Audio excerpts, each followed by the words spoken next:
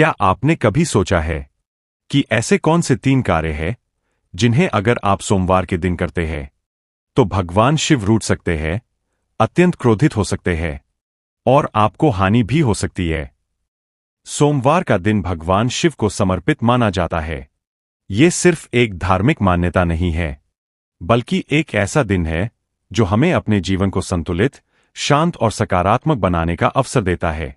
लेकिन कुछ ऐसे कार्य हैं जिन्हें इस दिन करने से बचना चाहिए। पहला कारण, काले कपड़े पहनना। काला रंग अक्सर अंधकार और भारी ऊर्जा का प्रतीक माना जाता है। जब हम भगवान शिव की पूजा करते हैं तो उसका उद्देश्य होता है अपने मन को शांत और निर्मल बनाना। हल्के या सफेद वस्त्र शांति, पवित्रता और सकारात्मकता का प्रतीक होते हैं। इसलिए इस दिन काले कपड़ों से बचने की सलाह दी जाती है ताकि मन और वातावरण दोनों हल्के और शुद्ध बने रहें। दूसरा कारण, तामसिक भोजन और नशा। मांस, मदिरा या भारी और तामसिक भोजन हमारे मन और शरीर पर सीधा असर डालता है।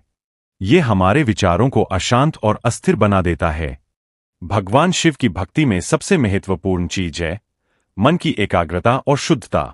अगर मन ही अशांत होगा तो भक्ति का सही भाव नहीं बन पाएगा। इसलिए इस दिन सात्विक और सरल भोजन करना ही उचित माना गया है। तीसरा कारण, गलत व्यवहार और अपमान। किसी का अपमान करना, बड़ों का अनादर करना या किसी को दुख देना, ये सिर्फ एक गलती नहीं बल्कि हमारे संस्कारों का प्रतिबिंब होता है। भगवान शिव को करुणा, दया और सरलता का प्रतीक माना जाता है। ऐसे में अगर हम किसी के साथ गलत व्यवहार करते हैं तो वो हमारी भक्ति को कमजोर कर देता है। इसके अलावा कुछ और बातों का ध्यान रखना भी जरूरी है।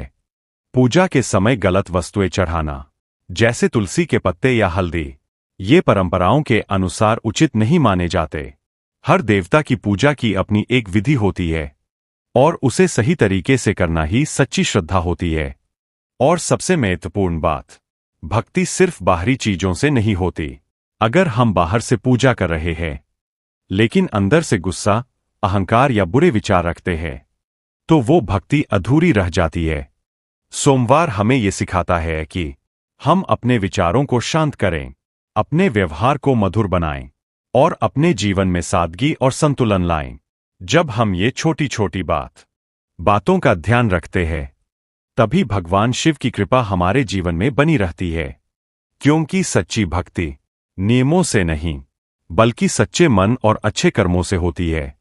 अगर आप भी महादेव के सच्चे भक्त हैं तो कमेंट में हर हर महादेव जरूर लिखें।